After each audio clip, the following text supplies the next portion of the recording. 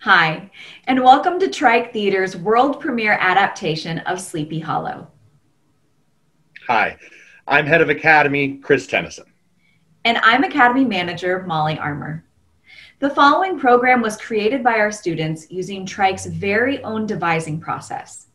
Over the course of 6 weeks, the students used their own unique perspectives and imaginations to create characters and scenes that could coexist in the familiar story created by Washington Irving. Now, Trike Theatre's devising process is a great way to tell familiar stories with new voices and perspectives. It allows our young artists to find new points of views in material that they may have heard several times.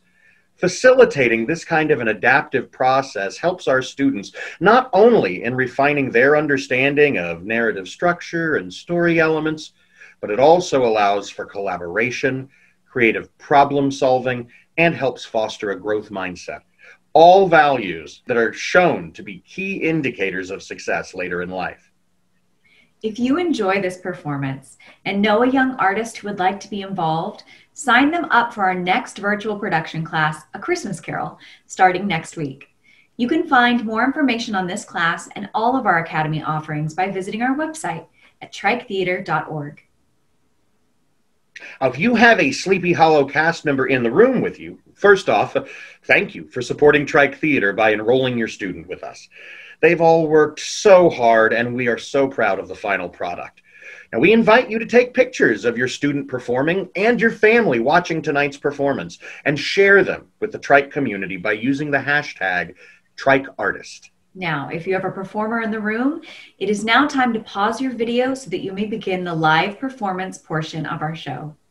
For all of our viewers, we hope you enjoy your visit to Sleepy Hollow.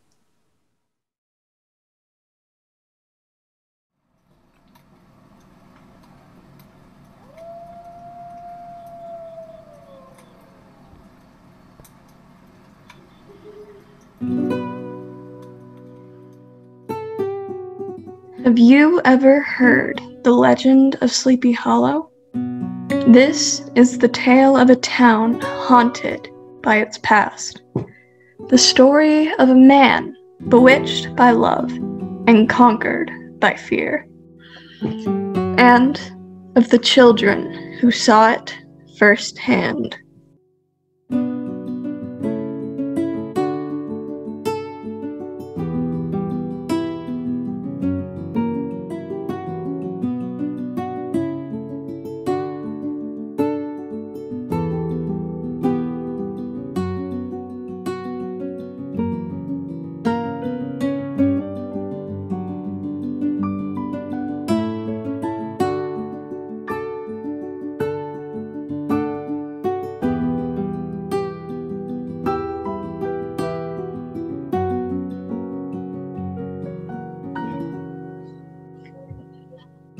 The year was 1790. A young teacher named Ichabod Crane traveled to the town of Sleepy Hollow to accept his new position as the local schoolmaster. Sleepy Hollow was a strange and mysterious place, a place easy to miss unless one was looking. Hidden just down in the glen, surrounded by the very woods in which I now stand. I first met Ichabod on my way to school. I felt great when I met my new school teacher. I first met Ichabod on the first day of school. He made me feel excited for the first day, and I liked him at first. Every time Ichabod came over, he would have a different present for me. I remember my father saying, "You don't have to get her anything. She won't like you any less." And he was right. Ichabod was really nice. I met Mr. Crane on the first day of school because he was my new school teacher. I was excited about a new teacher, but I was also a little nervous he would be strict and not like me. Luckily, Ichabod wasn't like that. I felt overjoyed by my luck that day. I first met Ichabod when he was in the choir at church. All I know is he was a head schoolmaster in the choir with me. So I first met Ichabod when I was at the market when my mom was buying pumpkins. He was really kind, and he helped pick up my money when I dropped it. My relationship with Ichabod only grew as he was my favorite teacher in the whole school. I first met Ichabod when he went to my mom's bakery to get some bread. He was thin, tall, had a very peculiar long nose, one that I could never forget, even if I wanted to. He often came to our house, many a times. I was cautious since he was my teacher, but Mom was a good cook. I first met Ichabod beside the campfire at the harvest. When I found out I was getting a new teacher, I felt happy and kind of scared at the same time. I was scared that he would be mean, but after a few weeks, I realized he was really nice. Once I got to know Ichabod, I liked him less, as he tried to flirt with my sister, and he stayed with us very frequently. I still don't know why.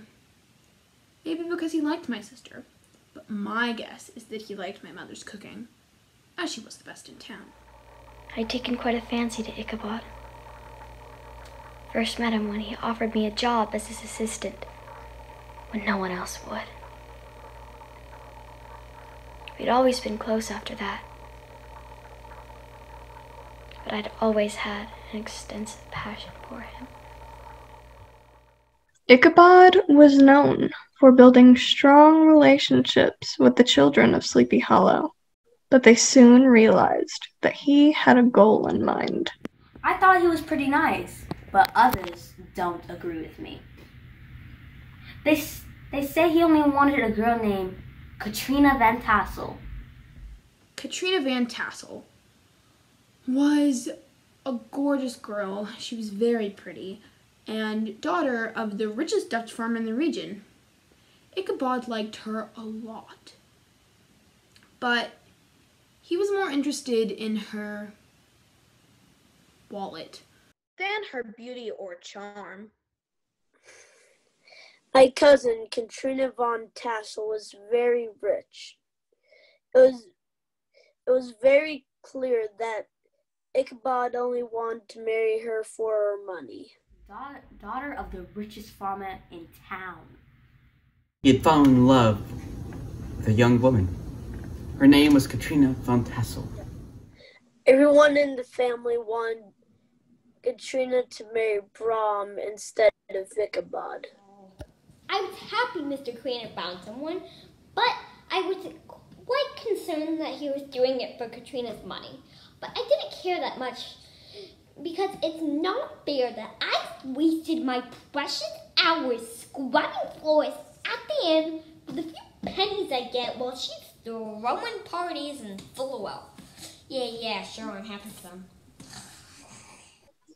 The annual Harvest Festival always brought with it great anticipation, a favorite time of year for the town. They would gather, dance, and best of all, tell ghost stories.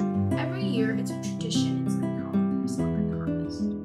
The whole town gathers for a huge party on the town square, and the grown-ups gather at the inn, where the children dance and play games. The Harvest Festival gathers in the town square, the big event. The adults go to the inn, and the children all play games.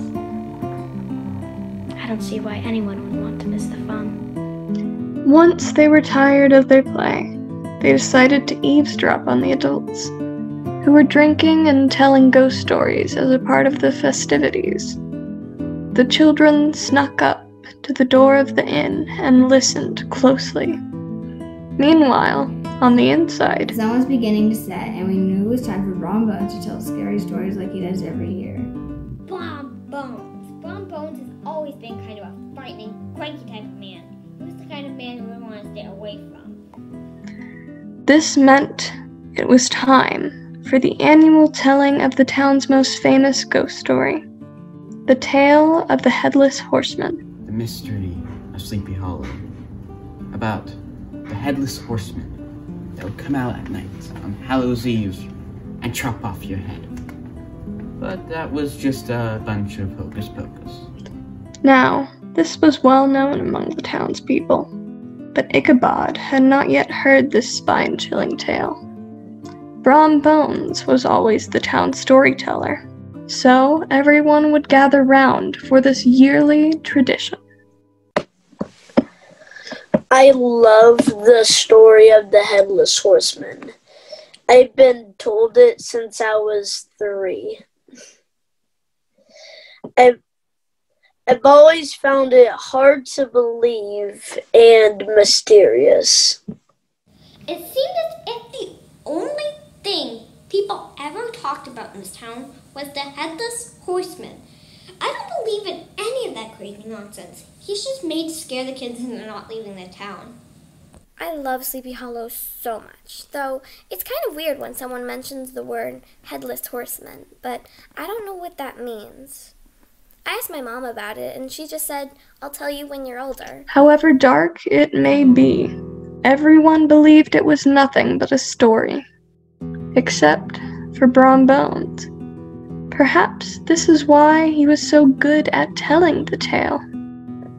As Brom began to speak, Ichabod grew increasingly weak in the knees. He was extremely superstitious, and it didn't help that Brom wanted to scare the new teacher out of town. Brom spoke in great detail of the Hessian horseman in search for his head, and of the last school teacher rumored to have been killed by the soldier's ghost. I was never afraid of the story of the Headless Horseman until that night. I was never afraid to go to the woods until then. While they were paying attention to what was happening inside, they failed to notice 2 in their group had snuck off into the woods. Then Michael and Isaac ran into the woods. The twins were busy playing, and they did not hear the calls of their classmates. I saw them creep into the woods, and I ran after them. The other kids followed me, and it was so dark we could barely see. And we shouted their names, but got no reply. As Ichabod left the harvest festival that night, the legend of the Headless Horseman replayed in his mind. The night was cold, and the path was lonely. As he made his way away from the inn, he could hear the sounds of merriment fading as the imposing sounds of the nearby woods made their way into his ear. Isaac decided to explore further into the wood, leaving his brother behind. Little did he know, he was being followed by none other than the horseman himself.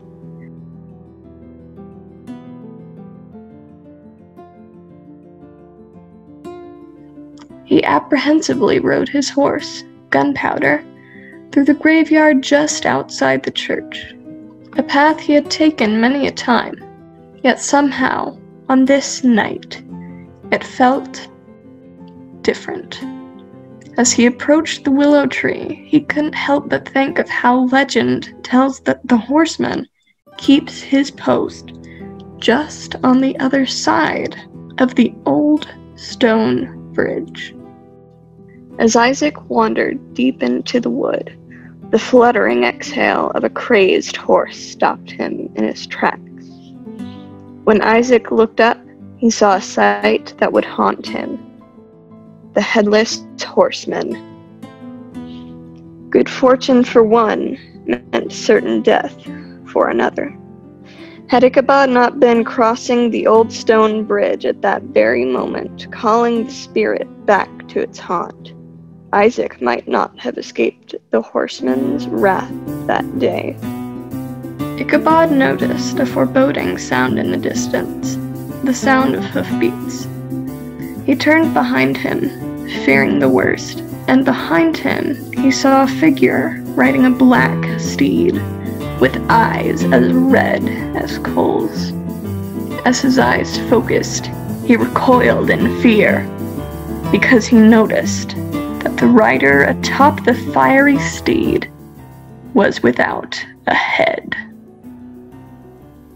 I felt really small in the huge forest.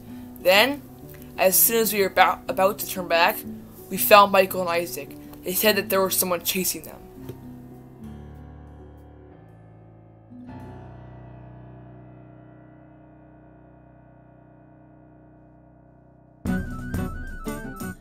Then we heard hoofbeats in the night. 2 men on horseback, chasing one another. Noticed that one of the figures seemed to be chasing the other. Saw that the one being chased was none other than Ichabod Crane. While I was looking for Isaac, I witnessed Ichabod being killed. I could hardly believe what I was seeing when the Headless Horseman threw a fiery pumpkin and knocked Ichabod off his horse. As the wind blew stronger, I realized the man chasing Ichabod was drawing his sword. I rubbed my eyes, and when I stopped, I looked at Ichabod unconscious on the ground. The Headless Horseman jumped off his horse and pulled a dagger from his saddlebag. Ichabod's eyes opened just in time to see Brom Bones stab him in the heart. And striking, he killed Ichabod in one fell swoop. My heart sank into a pit of sorrow. I started crying, but it must have been pretty loud because Brom turned to stare at me. I ran away as fast as I could, my heart pounding out of my chest. I couldn't believe my eyes. It was Brom, my hero. How could he do this? Mr. Ichabod didn't come back after that day. The town was miserable. I mean, all people wanted to know about was, where was Ichabod Crane? So many people asked me that question. All that was found the next day were the remains of a shattered pumpkin. Unfortunately, the children who witnessed the event could not escape what they had seen, and Brom Bones had silenced every witness to the events of that night. In the days following Ichabod's disappearance, I was afraid. I wanted to tell people that Ichabod's death was in Brom Bones' hands, but I knew they would not believe me. They would laugh at me and say Ichabod had just disappeared. I was afraid Brom Bones would start targeting me because he knew I was a witness. We thought that we got away unnoticed. We were originally going to tell the parents and the adults about what happened. We were so tired. It's been a long day, full of dancing and fun, and we just decided to go to bed instead. Fortunately for us, we never woke up. Brom Bones decided to deal with the problem. So us kids perished by the hands of Brom Bones. Then, one day, when I was playing in the woods, I saw something moving over in the forest. I decided to go look. When I got there, the last thing I saw was Brom Bones' burly face as he ran his sword through my chest.